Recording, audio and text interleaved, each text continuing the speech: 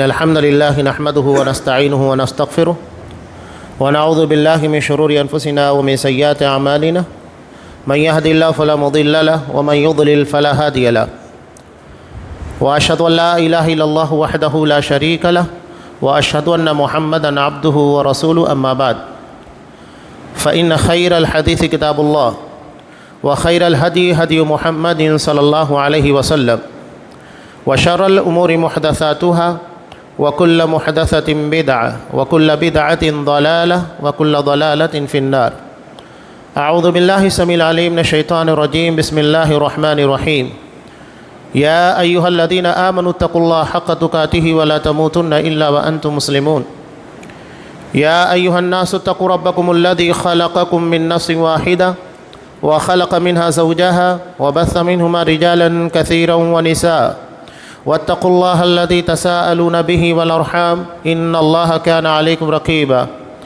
يا أيها الذين آمنوا اتقوا الله وقولوا قولا سديدا يصلح لكم أعمالكم ويغفر لكم ذنوبكم ومن يطع الله ورسوله فقد فاز فوزا عظيما.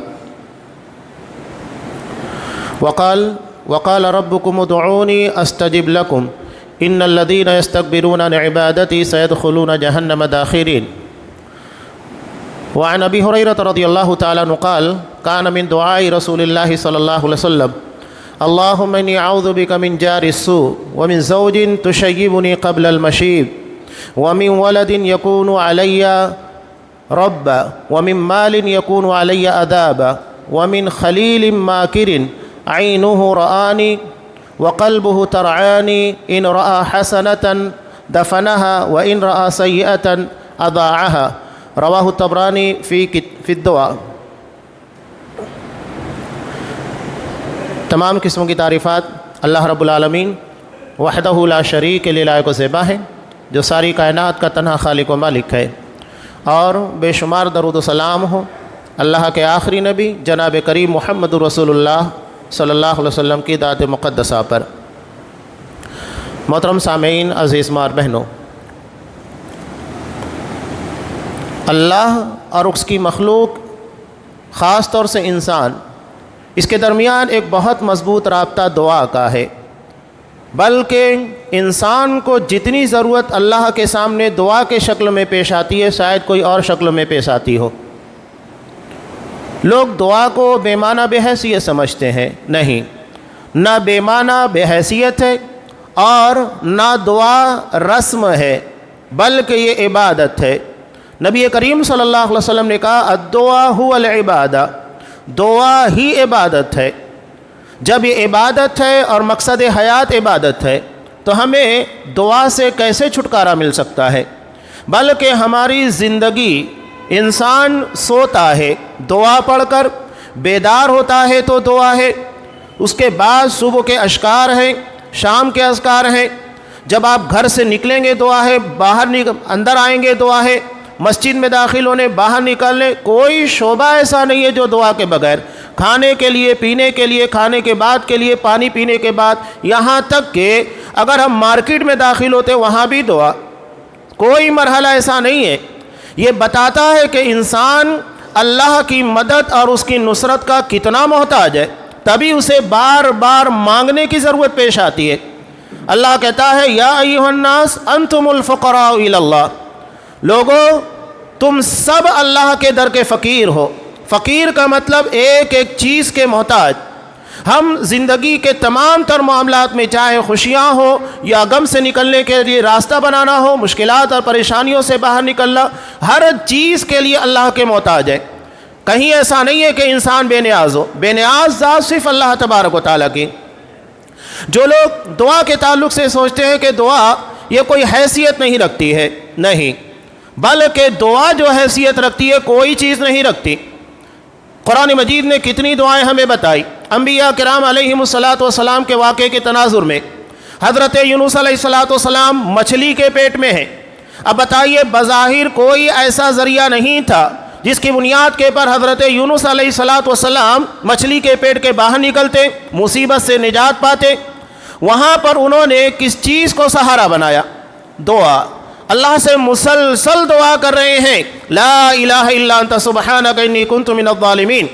40 دن تک مچھلی کے پیٹ میں تھے، جیسا کہ حضرت عبداللہ ابن مسعود رضی اللہ تعالیٰ عنہ سے روایت ہے. 40 دن تک اللہ نے اس دعا کی برکت سے مچھلی کے پیٹ میں انہیں زندہ رکھا اور اسی دعا کی برکت سے انہیں باہر نکالا. تو یہ دعا ہی تھی نا جو انہیں غم سے باہر نکالتی ہے. اللہ تبارک و تعالیٰ نے سورہ انبیاء کے اخیر میں ارشاد فرمایا کہ جب حضرت یونس علیہ السلام نے اللہ سے دعا مانگی لا الہ الا انت سبحانک انی کنت من الظالمین، کیا کہا؟ وَنَجَّيْنَاهُ مِنَ الْغَمِّ، ہم نے انہیں غم سے، مصیبت سے نجات عطا کی. ہم بھی دیکھیے زندگی کی بہت ساری مشکلات اور پریشانیوں میں گرے ہوتے ہیں. کہیں انسان کو دکھ اور تکلیف ہے، جسمانی اعتبار سے بیماریاں ہیں، کہیں کاروباری اعتبار سے مسائل، کہیں بچے اور سماجی زندگی رشتہ داروں کے مسائل. بہت سارے مسائل اور مشکلات انسان کو گھیرے ہوئے ہیں. ہم چاہتے ہیں کہ ان ساری پریشانیوں سے نجات ملے اور کسی قسم کا غم اور تکلیف زندگی کے اندر نہ ہو. اس کے لیے اس دعا کو مانگیے.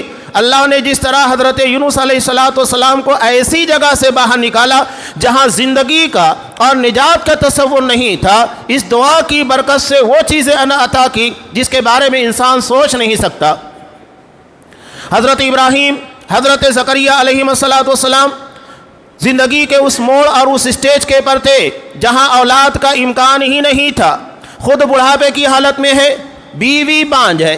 ایسے میں کس چیز کو انہوں نے استعمال کیا، کس چیز کو سہارا بنایا؟ اپنی زندگی کے سہارے کے لیے، اولاد کے لیے، جو انسانی زندگی کے اندر ایک بڑا مقصد ہوتا ہے دعا. دعا کی برکت سے اللہ نے حضرت ابراہیم علیہ السلام کو بھی اولاد دی اور حضرت زکریا کو بھی اولاد دی. علاوہ ازیں ہم ایک واقعہ بار بار سنتے رہتے ہیں بنی اسرائیل کا، جو بخاری اور مسلم دونوں کی روایت میں، کہ بنی اسرائیل کے 3 لوگ بارش سے بچنے کے لیے جب ایک گفا کے اندر، غار کے اندر پناہ لیتے ہیں، اچانک ایک چٹان آتی ہے اور اس کے دہانوں کو بند کر دیتی ہے. اب وہاں تو کوئی ذریعہ نہیں تھا، کون آتا ان کی مدد کے لیے؟ کون اس چٹان کو ہٹاتا؟ کیسے وہ باہر نکلتے؟ وہاں پر ان لوگوں نے کس چیز کو استعمال کیا؟ دعا. اللہ سے دعا مانگی اپنے نیک اعمال کے وسیلے میں.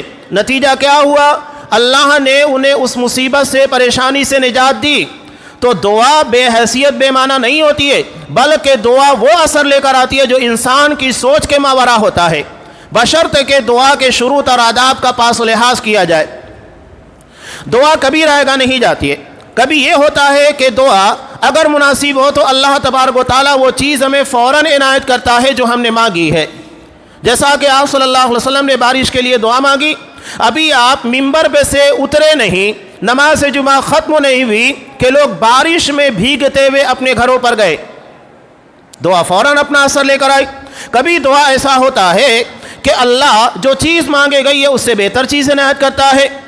ہم بھی جیسا کہ ہمارے یہاں اگر کوئی بچہ کسی چیز کی ضد کر رہا ہے، ہم کو سمجھتا ہے کہ نہیں اس کے لیے مناسب نہیں ہے، تو ہم کیا کرتے ہیں؟ اس سے بہتر چیز دیتے ہیں جو اس کی صحت کے لیے یا اس کی عمر کے اعتبار سے، اس کے تقاضوں کے اعتبار سے بہتر ہو. تو اللہ دعا کے اندر وہی رکھتا ہے کہ اگر ہم نے دعا مانگی، وہ چیز ہمیں نہیں ملی جو ہم مانگ رہے تھے، اس سے بہتر چیز عنایت کرتا ہے، یا زندگی کی اتنی پریشانیاں دور کر دیتا ہے جتنی ہم نے دعائیں مانگی. اور دعا کبھی کبھی ایسا ہوتا ہے کہ اس کے ظہور کا وقت تو بعد میں ہوتا ہے. دعا ہم نے مانگ لی، لیکن دعا کا جو ظہور ہونا چاہیے، اس کا نتیجہ نکلنا چاہیے، اس وقت نہیں ہوتا ہے، وہ بعد میں ہوتا ہے. حضرت ابراہیم علیہ السلام نے کعبۃ اللہ کی تعمیر کے وقت تو کیا دعا مانگی تھی؟ ربنا وابعث فیہم رسولا منہم یتلو علیہم آیاتک، اللہ ان لوگوں کے درمیان انہی میں سے ایک رسول کو مبعوث کر جو ان کے پر تیری آیات کی تلاوت کرے. اب دعا مانگ لی گئی، اللہ نے دعا قبول کر لی، لیکن دعا کی قبولیت کا ظہور کب ہونا چاہیے تھا؟ ہزاروں سال کے بعد جب محمد رسول اللہ صلی اللہ علیہ وسلم پیدا ہوئے. یہ آپ صلی اللہ علیہ وسلم کے لیے دعا مانگی گئی تھی، آپ کی رسالت کے لیے، آپ کے سر کے پر تاج نبوت رکھنے کے لیے دعا مانگ لی گئی، وہ قبول ہو گئی، لیکن اس کے ظہور کا وقت تو وہ نہیں تھا جب مانگی گئی تھی، بلکہ کئی ہزار سال کے بعد وہ اپنا ظہور، اپنا اثر دکھاتی ہے. اور اگر یہ ساری چیزیں نہ بھی ہوں تو بہرحال دعا آخرت میں ہمارے لیے ذخیرہ آخرت بننے والی ہے. بندے کو جب آخرت میں نیکیاں عطا کی جائے گی تو وہ حیران ہوگا کہ میرے کن اعمال کی بدولت اللہ مجھے اتنا نواز رہا ہے. وہ سوال کرے گا کہ میرے کن نیکیوں کے بدلے میں مجھے اتنا نوازا گیا. تب اس سے کہا جائے گا کہ تو دنیا میں دعائیں کرتا تھا, اللہ نے ان دعاؤں کو دنیا کے اندر جو اثرات ہونا چاہیے ظاہر نہیں کیا, لیکن آج ان دعاؤں کی برکت سے اتنے اجر و ثواب سے تجھے نوازا جا رہا ہے. تب وہ وہاں تمنا کرے گا کاش میں نے اور دعائیں مانگی ہوتی, دعاؤں میں نے کمی نہیں کی ہوتی. اسی لیے اللہ تبارک و تعالیٰ کہتا ہے وقال ربکم ادعونی استجب لکم, مجھے پکارو میں تمہاری دعاؤں کو قبول کرنے والا ہوں. یہ ہمارے اعتبار سے مشکل ہوتا ہے کہ جو ہم مانگ رہے ہیں وہ ملے گا کہ نہیں. دعا میں تو یہ تصور ہی نہیں کرنا چاہیے. ہم ایک ایسی ذات کے سامنے اپنے ہاتھوں کو پھیلاتے ہیں جسے خالی ہاتھ لوٹاتے ہوئے شرم آتی ہے. اسے شرم آتی ہے کہ بندہ جب اللہ کے سامنے ہاتھوں کو پھیلائے اسے خالی لوٹا دے. وہ قدیر ذات ہے, قدرت رکھنے والی, ہر چیز کے پر. جو چیز ہمارے لیے ناممکن ہے اللہ تبارک و تعالیٰ کے لیے بالکل ممکن ہے, بالکل آسان ہے. تو کبھی دعا کے اندر یہ سوچ نہیں آنا چاہیے میں تو مانگ رہا ہوں, پتہ نہیں یہ میرے لیے مناسب ہوگا کہ نہیں, اللہ مجھے نوازے گا کہ نہیں. دعا میں تردد اور شک نہیں, یقین ہونا چاہیے. آپ صلی اللہ علیہ وسلم نے کہا ادعوا اللہ وانتم موقنون بالاجابہ, اللہ سے اس انداز سے دعائیں مانگو کہ تمہیں قبولیت کا پختہ یقین ہو کہ اللہ ہی میری دعا قبول کرے گا, جو مانگ رہا ہوں وہ ملے گا, یقیناً اللہ دے گا, اس میں کوئی شبہ اور شک نہیں ہے. یقین کے ساتھ دعا مانگی جاتی ہے, اس میں شبہ نہیں ہونا چاہیے. عبادت ہے اور عبادت میں شکوک و شبہات نہیں ہونے چاہیے, بلکہ اس میں اخلاص للہیت کے ساتھ یقین اور اعتماد ہونا چاہیے. تو یہ دعا کے تعلق سے چند اہم باتیں تھیں جو میں نے آپ کے سامنے پیش کی. دراصل خطبہ مسنونہ کے فوراً بعد میں نے ایک دعا جو نبی کریم صلی اللہ علیہ وسلم کی دعاؤں میں سے ہے وہ آپ کے سامنے پیش کی. بہت جامع دعا ہے, اور اس دعا کے اندر انسان اپنے اطراف میں جن چیزوں سے سب سے زیادہ وابستگی رکھتا ہے, یعنی جو معاملات بار بار اس کے سامنے پیش آتے ہیں, ان کے تعلق سے دعا کے اندر مانگا گیا ہے. اس سے بہتر دعا کیا ہو سکتی ہے؟ آپ صلی اللہ علیہ وسلم نے 5 چیزوں کے تعلق سے اللہ سے پناہ طلب کی ہے, اور یہ 5 چیزیں انسانی زندگی کے اندر اگر 5 میں سے 1, 2, 3 یا جو بھی پیدا ہو جائے بڑی پریشانیاں اور مشکلات لے کر آتی ہیں. تو نبی کریم صلی اللہ علیہ وسلم نے 5 چیزوں سے پناہ طلب کی. یہ طبرانی کی روایت ہے جسے امام طبرانی نے اپنی کتاب جو الدعاء ہے اس کے اندر نقل کیا. علامہ البانی رحمۃ اللہ علیہ نے سلسلۃ الصحیحہ کے اندر نقل کیا ہے حضرت ابو ہریرہ رضی اللہ تعالیٰ عنہ سے. یہ کہتے ہیں آپ صلی اللہ علیہ وسلم کی دعاؤں میں سے ایک دعا یہ تھی. آپ صلی اللہ علیہ وسلم دعا مانگتے تھے اللہم انی اعوذ بک من جار السوء, اللہ میں برے پڑوسی سے تیری پناہ طلب کرتا ہوں. ومن زوج تشیبنی قبل المشیب, اور ایسی بیوی سے جو بڑھاپے سے پہلے مجھے بوڑھا کر دے. ومن ولد یکون علی رب, اور ایسی اولاد سے جو میرے اوپر حاکم ہو, اپنا حکم چلائے, میری بات نہ مانے بلکہ اپنی بات مجھ سے منوائے. ومن مال یکون علی عذاب, اور ایسے مال سے جو میرے لیے عذاب بن جائے. 5ویں چیز ومن خلیل ماکر, آپ صلی اللہ علیہ وسلم دعا میں کتنا پیارا لفظ استعمال کر رہے ہیں, خلیل اور ماکر, یعنی جو قریبی دوست ہے عربی زبان میں اسے خلیل کہا جاتا ہے. حضرت ابراہیم اور محمد رسول اللہ صلی اللہ علیہ وسلم اللہ کے خلیل ہیں, انتہائی قریبی دوست. آپ صلی اللہ علیہ وسلم نے کہا کہ وہ قریبی دوست ہے لیکن ماکرن, مکار ہے. وہ قربت کے ذریعے ہمیں فائدہ نہیں نقصان پہنچا رہا ہے. وہ کیا کرتا ہے کہ عینہ رآنی, جس کی نگاہیں مجھ کے پر لگی ہوتی ہے, یعنی میری نگرانی کرتے رہتا ہے میں کیا کر رہا ہوں کیا نہیں کر رہا ہوں, جسے ہم عام طور سے ٹوہ میں لگے رہنا, جاسوسی کرنا کہتے ہیں. خیر کے لیے نہیں. کبھی کبھی ایسا ہوتا ہے ایک دوست اپنے دوستوں کے پر خیر کے لیے نظر رکھتا ہے کہ کہیں اسے کوئی نقصان نہ ہو جائے کاروبار کے اندر, یا کوئی اسے نقصان نہ پہنچائے دوستی تعلقات کی بنیاد کے پر. جیسا کہ ایک باپ اپنے بیٹے کے پر نظر رکھتا ہے, تو وہ جاسوسی اور ٹو نہیں ہوتا ہے بلکہ اپنی اولاد کی خیر کے لیے نظر رکھتا ہے. لیکن یہ نظر جو ہوتی ہے جاسوسی کے لیے, کون سی برائی ملے جسے میں پھیلاؤں, تو آپ صلی اللہ علیہ وسلم نے کہا کہ عینہ رآنی، اس کی نگاہیں میرا پیچھا کرتے رہتی ہیں، میری نگرانی کرتے رہتی ہے، وقلبہ ترعانی، اور اس کا دل میرے بارے میں پلاننگ منصوبے بناتے رہتا ہے، مسلسل میرے بارے میں سوچتے رہتا ہے، کیسے میں اسے پکڑوں، کیسے اسے تکلیف پہنچاؤں، کیسے دھوکہ دوں، کیسے اسے نقصان ہو، ساری چیزیں میرے خلاف مسلسل پلاننگ میں لگا رہتا ہے۔ ان رآ حسنۃ دفنہا، اگر میرے اندر کوئی اچھائی دیکھتا ہے اسے چھپا لیتا ہے، کسی کو بتاتا نہیں۔ یہاں آپ صلی اللہ علیہ وسلم نے دفن کا لفظ استعمال کیا، جس طرح کسی چیز کو دفن کر دیا جائے تو نظر ہی نہیں آتی، ایسے ہی وہ میری ساری اچھائیوں کو دفن کر دیتا ہے، کسی کو معلوم نہیں پڑنے دیتا۔ وَإِنْ رَآ سَيِّئَةً أَضَاءَهَا، اور اگر میرے اندر کوئی برائی دیکھتا ہے فوراً اسے وائرل کرتا ہے، لوگوں کے درمیان بتانا شروع کر دیتا ہے۔ یہ 5 چیزیں ہیں جو آپ صلی اللہ علیہ وسلم نے پناہ طلب کی۔ آپ غور کیجئے، پڑوسی، انسان بغیر پڑوس کے رہتا نہیں ہے، بلکہ اسلامی شریعت کے اندر پڑوسیوں کو اتنی اہمیت دی گئی کہ آپ صلی اللہ علیہ وسلم یہ اس بارے میں کہتے ہیں کہ حضرت جبرائیل نے مجھے اتنا اس بارے کے اندر تلقین کی، یہاں تک کہ مجھے یہ لگنے لگا کہ کہیں وہ میراث کے اندر اسے وارث نہ ٹھہرا دے، اتنا زیادہ پڑوسی کو اہمیت دی گئی۔ صحیح ابن حبان کی روایت، آپ صلی اللہ علیہ وسلم نے ایک مومن کی دنیا کے اندر خوشبختی کی علامت میں نیک پڑوسی بھی بتایا۔ یہ بات سمجھ میں آتی ہے، پڑوسی کے بغیر ہمارا چارہ نہیں ہے۔ اس کے بعد جو آپ صلی اللہ علیہ وسلم نے پناہ طلب کی وہ بیوی سے متعلق ہے۔ یہ بھی انسانی زندگی کا لازمی حصہ ہے، انسان گہری وابستگی رکھتا ہے بیوی سے۔ تو یہاں آپ نے کیا پناہ طلب کی؟ وَمِن زَوْجٍ تُشَيِّبُنِي قَبْلَ الْمَشِيبِ، ایسی بیوی جو مجھے بڑھاپے سے پہلے بڑھا کر دے، یعنی اتنا ٹینشن، اتنی فکر اور اتنی ایسی باتیں طنز تاریخ جو تکلیف کی چیزیں ہوتی ہیں میرے اوپر لاد دے، جس کی بنیاد کے اوپر میں ٹینشن میں، فکروں کے اندر بوڑھا ہو جاؤں۔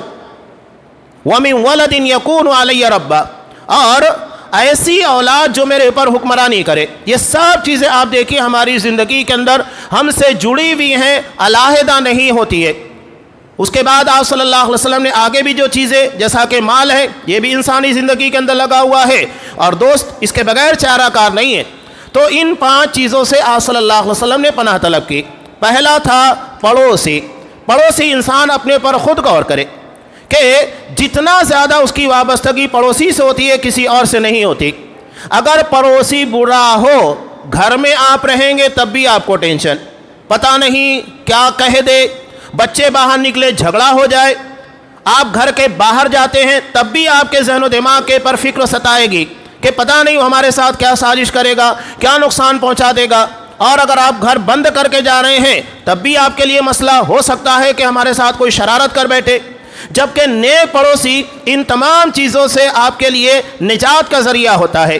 آپ گھر میں رہیں تب بھی سکون، ہر دکھ اور مصیبت کے موقع پر آپ کا سہارا بننے والا، ہر خوشی کے موقع کے پر آپ کو ساتھ دینے والا، اور آپ کو گھر میں نہیں ہے سہارا فراہم کرنے والا، کوئی فکروں کی بات نہیں، میں تمہارے گھر کی نگرانی کروں گا۔ یہ بہت ساری سہولت ہے۔ تو نیک پڑوسی کا ہونا یہ انسان کے لیے بہت بڑی خوشبختی کی بات ہے۔ لیکن اگر یہ پڑوسی برا ہے تو پھر یقیناً انسان کے لیے بہت بڑا ٹینشن کا مسئلہ ہے۔ ایک روایت جسے امام ابو داؤد رحمۃ اللہ علیہ نے نقل کیا، کبھی کبھی ایسا ہوتا ہے، ہمارے یہاں کہتے ہیں نا کہ انگلی اگر سیدھی گھی اگر سیدھی انگلی سے نہ نکلے تو ٹیڑھا کرنا پڑتا ہے۔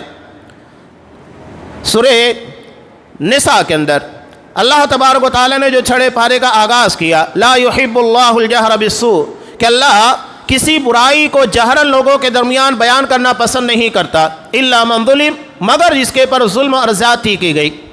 مسئلہ یہ تھا کہ ایک صحابی آئے اور اپنے پڑوسی کے تعلق سے شکایت کی، کہا کہ اللہ کا رسول بہت تکلیف دیتا ہے، جب دیکھو ایسی باتیں کرتا ہے جو ذہن و دماغ کے پر بوجھ بن جاتی ہے، ہر اعتبار سے، نفسیاتی اعتبار سے ٹارچر کرتا ہے اور شرارت کرتے رہتا ہے، اور بار بار سمجھانے کے بعد نہیں مانتا ہے۔ تو آپ صلی اللہ علیہ وسلم نے اب وہ سمجھانے سے تو ماننے والا نہیں ہے، اس کا طریقہ کیا بتایا؟ کہا کہ اپنے گھر کا سارا سامان نکالو، روڈ پر آ جاؤ۔ اس نے ایسا ہی کیا۔ اب لوگ جب آتے کہتے کیا بات ہے کہ گھر کا سارا سامان نکال کر باہر آ گئے؟ کہا کہ گھر میں رہتا ہوں، پڑوسی تکلیف دیتا ہے اس لیے روڈ پر آ گیا ہوں۔ بار بار ٹارچر کرتے رہتا ہے، باتیں سناتے رہتا ہے۔ اب لوگ جب یہ باتیں سنتے کہ اپنے پڑوسی کو اتنی تکلیف دے رہا ہے، دو باتیں اس کو سنا کر چلے جاتے۔ جب پڑوسی نے دیکھا کہ مسلسل لوگ آ رہے ہیں اور اسے باتیں سنا رہے ہیں، تب اسے احساس ہوا کہ میں اس کو جو باتیں سناتا تھا اس کو کتنی تکلیف ہوتی تھی۔ انسان جب تک ان تکلیفوں سے نہیں گزرتا ہے جو دوسروں کا لاحق ہوئی اپنے پر نہیں آتی ہے تو اس کا احساس نہیں ہوتا ہے۔ اسے سمجھ میں آ گیا کہ میری باتوں کی بنیاد کے پر اسے کتنی تکلیف ہوتی تھی۔ اس نے معافی تلافی کی اور کہا کہ اللہ کے بندے، اللہ کا واسطہ دیتا ہوں، اپنا سامان اپنے گھر میں رکھ، گھر میں آ، میں تجھے اب کوئی تکلیف نہیں دوں گا۔ تو یہ پڑوسیوں سے متعلق ہے۔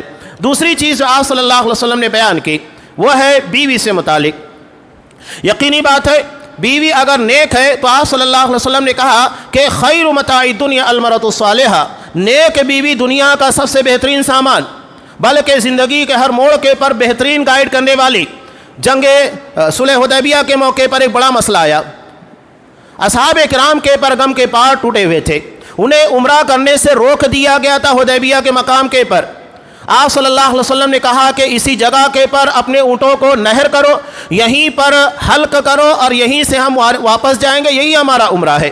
اصحاب کرام جو بڑی امیدوں کے ساتھ ایک طویل مدت کے بعد مکہ جا رہے تھے، جو ان کا آبائی وطن تھا، انہیں اپنے آبائی وطن سے روک دیا گیا، اور صرف ایسا نہیں تھا کہ وطن سے، عبادت سے بھی روک دیا گیا۔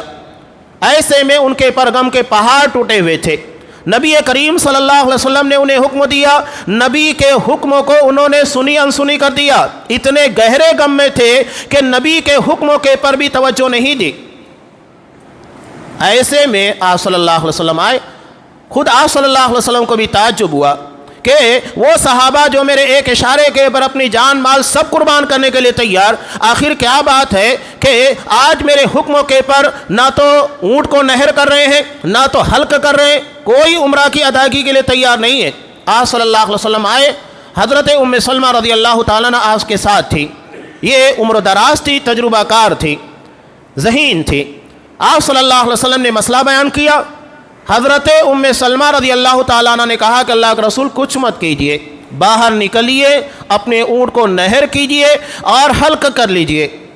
آپ صلی اللہ علیہ وسلم نے ویسے ہی کیا۔ نبی کو کرتا دیکھ کر صحابہ فوری طور کے پر اپنے اونٹوں کو نہر کرنے لگے اور حلق کر لیا۔ اصل میں نفسیاتی طور کے پر جو بوجھ ان کے ذہن و دماغ کے پر چھایا ہوا تھا، ایک تو صلح حدیبیہ، اس سال عمرہ نہیں کرنا ہے، اگلے سال عمرہ کے لیے آنا ہے، پابندیاں، کسی کے ساتھ اوزار نہیں ہوگا، ہتھیار نہیں ہوگا، اور وہاں پر چند دنوں کی رہنے کی اجازت ہوگی، فوری طور کے پر مکہ خالی کرنا ہوگا، اتنی ساری پابندیاں تھیں۔ حالانکہ قرآن مجید نے اسی کو فتح مبین سے تعبیر کیا، اس لیے کہ اس میں مسلمانوں اور مشرکین کے درمیان 10 سال کے لیے جنگ بندی ہوئی تھی۔ قرآن نے جنگ بندی کو فتح مبین سے تعبیر کیا، اس لیے کہ اس کا فائدہ مسلمانوں نے اٹھایا اور خوب جم کر اسلام کی ترویج اور نشر و اشاعت کا کام کیا۔ نتیجہ کیا ہوا کہ کچھ ہی سالوں میں جہاں مسلمانوں کی تعداد 10,000 15,000 کے آس پاس تھی، یہ تعداد لاکھوں میں پہنچ گئی۔ جب حجۃ الوداع کے موقع پر آپ صلی اللہ علیہ وسلم حج کے لیے نکلے، 1 لاکھ سے زائد افراد آپ کے ساتھ تھے۔ یہ صرف 2 سالوں کی قلیل مدت کے اندر ہوا، حالانکہ اس سے پہلے کی جو طویل مدت ہے، جو تقریباً 21 سالوں کے پر مشتمل ہے، وہاں 10 سے 15,000 لوگ مسلمان ہوتے، لیکن جنگ بندی کا فائدہ کیا ہوا؟ 1 لاکھ سے زیادہ لوگ مسلمان ہو گئے۔ اسی کو قرآن مجید نے فتح مبین سے تعبیر کیا۔ تو یہ اصل چیز ہے۔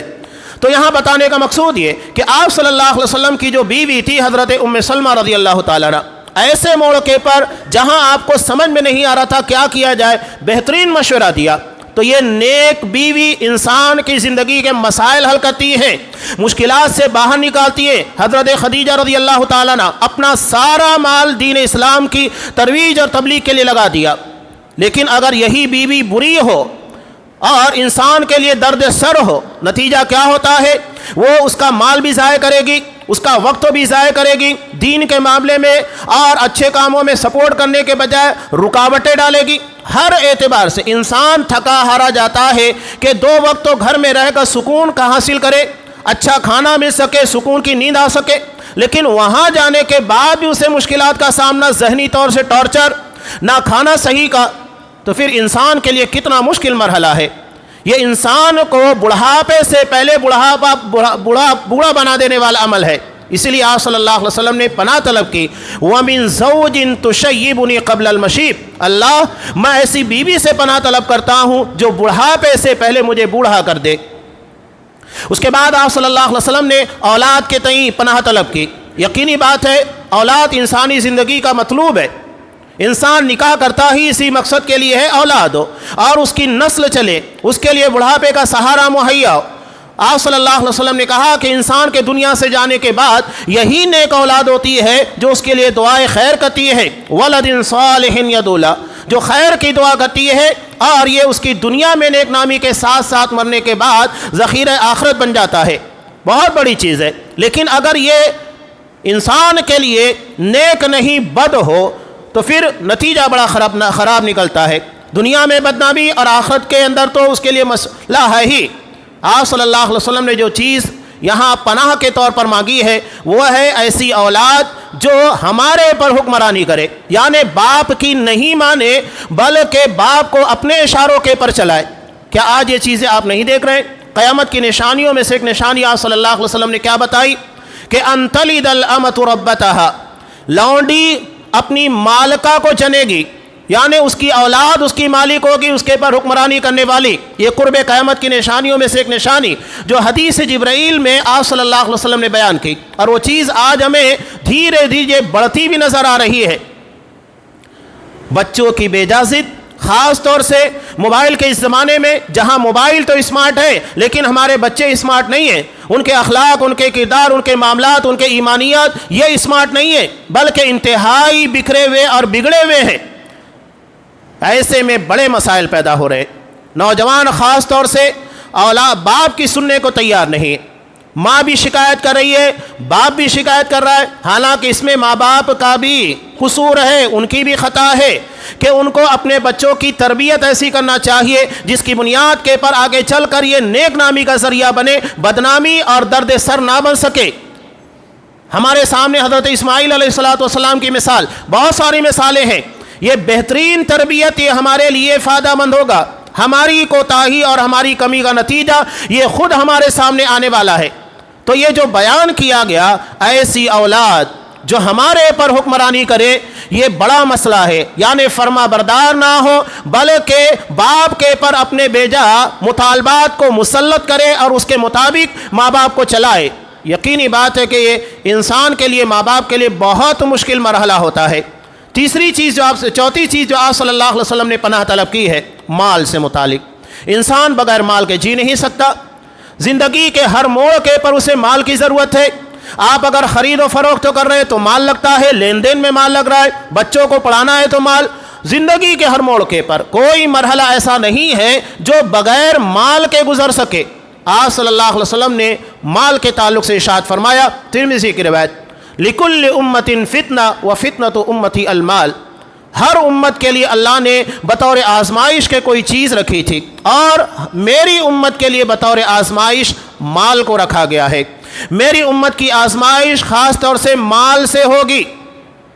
سمجھ جائیے، یہ اگر صحیح طور کے پر آپ کما رہے ہیں، خرچ کر رہے ہیں تو یقینی بات ہے کہ بہت اچھی بات ہے کہ آپ مال ایمانداری کے ساتھ کمائیں، شرعی طریقے سے، حلال طریقے سے، اور اس کے بعد جائز جگہوں کے پر خرچ کریں. بہت اچھی بات ہے، یہ آپ کے لیے نجات کا ذریعہ بن جائے گا. بلکہ مال کی اہمیت اپنی جگہ پر ہے، یہ اہمیت ہم نہیں سمجھتے. شریعت اسلامیہ نے باقاعدہ مالداروں کے اعتبار سے ایک سیکشن اور ایک شعبہ زکوٰۃ کا رکھا ہے، صدقات کا رکھا ہے، تاکہ وہ اپنا مال دوسروں کے پر خرچ کر سکے. اب یہاں بات ضمناً آئی ہے تو یہ بیان کروں کہ اگر ہم کسی کو صدقہ دیں، اگر ہم کسی کو زکوٰۃ دیں تو یہ احسان نہیں کر رہے ہیں بلکہ اس کا حق اسے ادا کر رہے ہیں. قرآن مجید نے صاف کہا کہ حق للسائل والمحروم.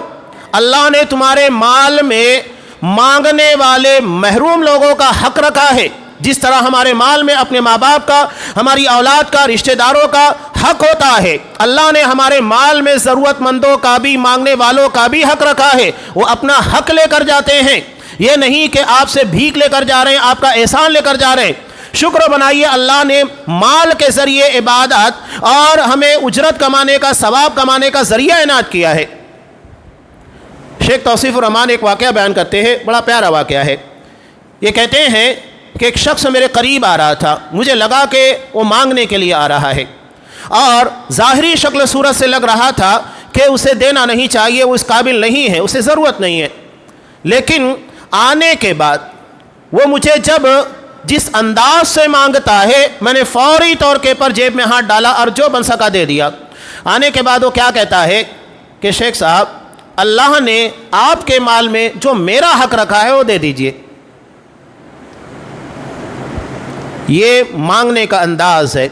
उसे मालूम है कि कुरान मजीद ने मांगने वालों का हक रखा है माल के अंदर, तो ये हक है, ये भीख नहीं है जो आप समझ रहे हैं। आप किसी के पर एहसान नहीं कर रहे हैं सदका खैरात के ज़रिए। और अगर कोई ज़कात सदका खैरात के ज़रिए एहसान जतलाता है तो माल तो चला गया, वो बात ख़त्म हो गई। जिसे मिलना चाहिए था मिल गया, लेकिन देने वाले को कोई सवाब नहीं मिलेगा, बात ख़त्म हो जाती है। ये इखलास और लिल्लाहियत की बुनियाद के पर अपना नतीजा और अपना फ़ायदा लेकर आता है। बग़ैर इखलास और लिल्लाहियत के अपना नतीजा और फल नहीं देता है।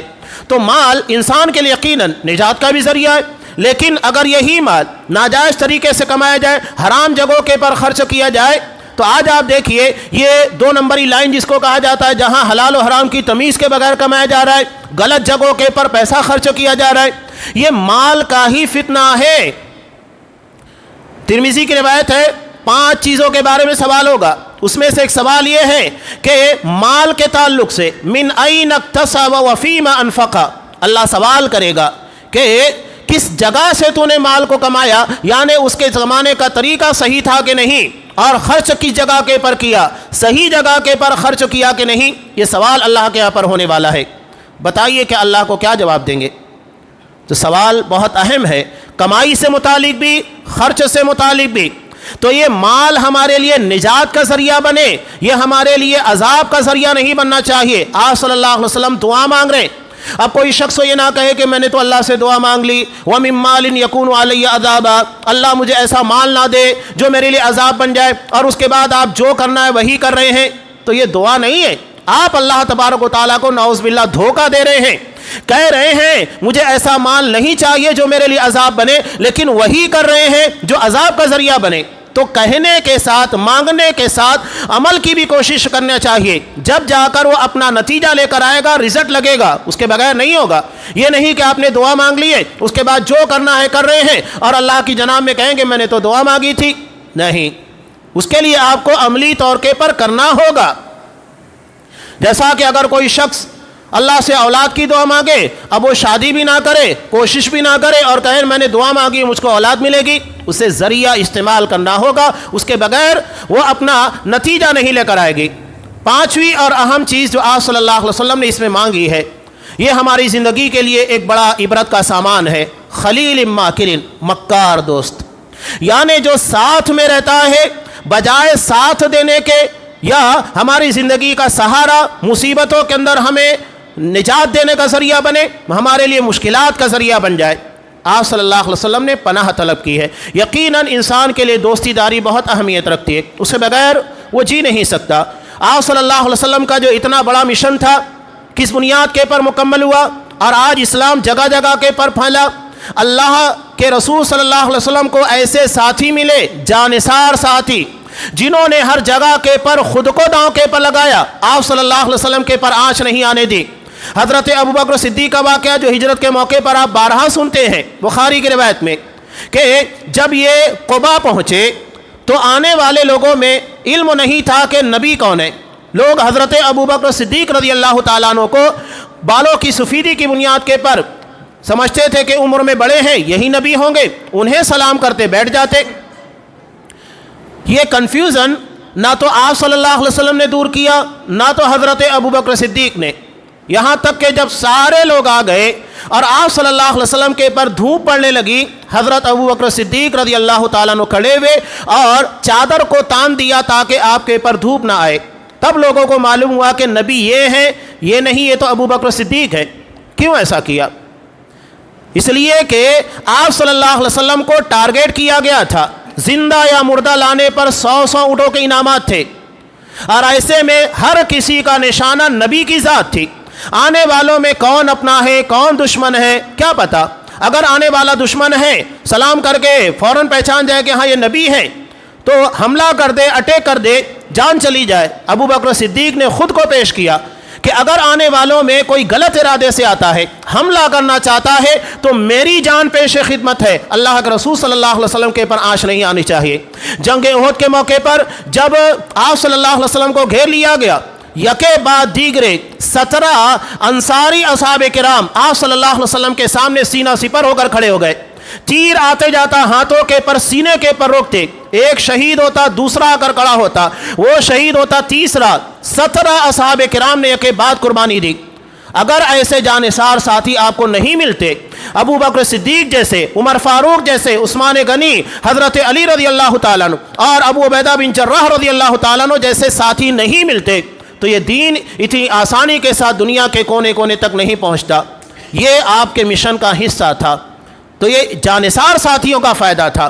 لیکن اگر یہی مکار ہو تو ہمیں تاریخ پڑھنا چاہیے ہندوستان کی, روافظ کی, شیعوں کی, اور آج کے دو بھی ان کے دم چھلے ہیں جو اسلام کو نقصان پہنچا رہے ہیں. یہ وہی خلیل ماکر ہیں, مکار دوست, بظاہر دوستی نبھا رہے ہیں لیکن حقیقت میں وہ ہمارے سینے میں خنجر گھونپ رہے ہیں, پیٹ کے پر وار کر رہے ہیں, جنہیں ہم اپنے محاورتی زبان کے اندر کہتے ہیں کہ آستین کا سانپ. بڑے پیمانے پر ہو رہا ہے. یہ تو انفرادی طور پر دعا ہے, لیکن امت مسلمہ کے بارے میں اگر ہم غور کریں گے تو بڑی بڑی جماعتیں پوری امت مسلمہ کے ساتھ اسی مکاری والی دوستی نبھا رہی ہے. چاہے فلسطین کا واقعہ, ملک شام کا واقعہ, جہاں جہاں آپ دیکھیں گے وہی مکاریاں باقاعدہ دشمنوں کو پالا دیا جاتا ہے, انہیں جواز فراہم کیا جاتا ہے تاکہ مسلمانوں کے پر حملہ آور ہو. سنی مسلمانوں کو ٹارگٹ کیا جاتا ہے. یہ حزب اللہ, یہ حماس, کوئی ایسا نہیں ہے جو مسلمانوں کا ہم نوا ہے. کوئی سوال کرتا ہے کہ چند لوگوں کو مارنے کے بعد ہزاروں مسلمان جو شہید ہوئے, اس کا جواب دے کون ہے؟ کیا یہ اسلامی بنیادوں کے پر ہے؟ اسلام ہمیں ایسی اجازت دیتا ہے؟ کون سوال کر رہا ہے؟ کوئی سوال کرنے کے لیے تیار نہیں. یہ خطرناک قسموں کی پلاننگ. آپ صلی اللہ علیہ وسلم نے ایسے مکار دوست سے پناہ طلب کی. وَمِنْ خَلِيلٍ مَاكِرٍ عَيْنُهُ رَآنِ, جس کی نگاہیں میرا پیچھا کرتی ہے اور ایک ایک معاملات کے پر نگرانی کرتا ہے. وَقَلْبُهُ تَرْعَانِ, اور اس کا دل میری ٹوہ میں لگا رہتا ہے, میرے خلاف پلاننگ کرتا رہتا ہے. ساتھ میں رہ کر اس طرح حرکت کرنا, اس لیے کہ قریبی دوست ہماری اچھائیوں اور برائیوں سے سب سے زیادہ واقف ہوتا ہے. لیکن یہ کرتا کیا ہے؟ آپ صلی اللہ علیہ وسلم نے جو پناہ طلب کرتے ہوئے کہا, پناہ طلب کرنے کی وجہ کہ ان رآ حسنۃ دفنہا, کہ اگر اچھائیاں دیکھتا ہے تو چھپا دیتا ہے, کسی کو نہیں بتاتا کہ اس کے اندر یہ اچھائی ہے, اور اگر برائی دیکھتا ہے اذاہا, فوراً لوگوں کے درمیان پھیلانا شروع کر دیتا ہے. جبکہ اگر کسی کی برائی آپ کو نظر آتی ہے تو آپ کی ذمہ داری کیا ہے؟ اصلاح کیجئے. اور اصلاح نہیں کر سکتے ہیں اس کی نشر و اشاعت کی آپ کو اجازت نہیں ہے. قرآن مجید کتنے سخت پیرائے کے اندر سورہ نور کے اندر بیان کرتا ہے کہ ان الذین یحبون ان تشیع الفاحشۃ فی الذین آمنوا, کہ جو لوگ چاہتے ہیں کہ برائیاں اہل ایمان کے درمیان پھیلے, ان لوگوں کے لیے دنیا اور آخرت میں سخت ترین عذاب ہے. یعنی جو صرف چاہت رکھتے ہیں, دلوں میں ارادہ ہے. علامہ ابن تیمیہ رحمۃ اللہ علیہ کہتے ہیں اللہ نے صرف چاہت کی بنیاد کے پر دنیا اور آخرت میں عذاب کا وعدہ کیا, تو جو لوگ اس کے پر عمل کرتے ہیں, پھیلاتے ہیں, عام کرتے ہیں, ان لوگوں کا گناہ کتنا سخت ہوگا, ان کی پکڑ کتنی سخت ہونے والی ہے, صرف اسی سے اندازہ لگا سکتے ہیں. تو یہ ایک جامع دعا تھی جو میں نے آپ کے سامنے رکھی. آپ صلی اللہ علیہ وسلم اس دعا کو مانگا کرتے تھے, اللہم انی اعوذ بک من جار السوء, اللہ میں برے پڑوسی سے تیری پناہ طلب کرتا ہوں کہ میرا پڑوسی برا نہ ہو, وہ میرے لیے درد سر نہ ہو. ومن زوج تشیبنی قبل المشیب, اور ایسی بیوی سے جو مجھے بوڑھا ہونے سے پہلے بوڑھا کر دے. ومن ولد یکون علی ربا, اور ایسی اولاد سے جو میرے پر حکمرانی کرے, میرا حکم چلائے, میری نافرمان ہو. ومن مال یکون علی عذاب, ایسے مال سے جو میرے لیے عذاب بن جائے. ومن خلیل ماکر, ایسے مکار دوست سے کہ عینہ رآنی, جس کی نگاہیں میرا پیچھا کرتی ہے, میری ٹوہ میں لگی رہتی ہے. وقلبہ ترانی, اور اس کا دل میرے خلاف پلاننگ کرتا ہے, منصوبے کرتے رہتا ہے. ان رآ حسنۃ دفنہا, میرے اندر کی اچھائیوں کو چھپا دیتا ہے, کسی کو بیان نہیں کرتا. و ان رأى سیئۃ اضاءھا، اور اگر برائی دیکھتا ہے تو اسے لوگوں کے درمیان عام کرتا ہے۔ یہ بہت جامع اور مختصر دعا ہے جو آپ صلی اللہ علیہ وسلم مانگا کرتے تھے، اور آپ نے جو 5 چیزوں سے پناہ طلب کی ہے یہ ہماری زندگی سے بہت گہری وابستگی رکھتی ہے۔ ہر کوئی کسی نہ کسی موڑ پر ان 5 میں سے چند چیزیں یا مکمل طور پر ساری چیزوں کے ساتھ جڑا ہوا ہے، اور اگر یہ ہمارے لیے شر ہے تو یقینی بات ہے کہ بہت بڑا مسئلہ ہے دنیا کے لیے۔ اس لیے آپ صلی اللہ علیہ وسلم نے ان چیزوں سے پناہ طلب کرنے کی تلقین کی ہے دعا کے طور پر، یعنی حقیقت میں اللہ ہی ہے جو دعا کی برکت سے ہمیں ان ساری مصیبتوں سے نجات دے سکتا ہے۔ اللہ تبارک و تعالیٰ سے دعا ہے کہ اللہ ہمیں دیگر دعاؤں کے ساتھ یہ جو دعا نبی کریم صلی اللہ علیہ وسلم کی ہے اس دعا کے پر عمل کی توفیق دے، اور ان دعا کے اندر جن چیزوں سے پناہ طلب کی گئی ہے پروردگار ان تمام فتنوں سے، تمام شرور سے، آزمائشوں سے، مشکلات سے ہماری حفاظت فرما، آمین۔ بارک اللہ لنا ولکم فی القرآن العظیم ونفعنی وإیاکم بالآیات والذکر الحکیم، انہ تعالی جواد کریم ملک برؤوف رحیم۔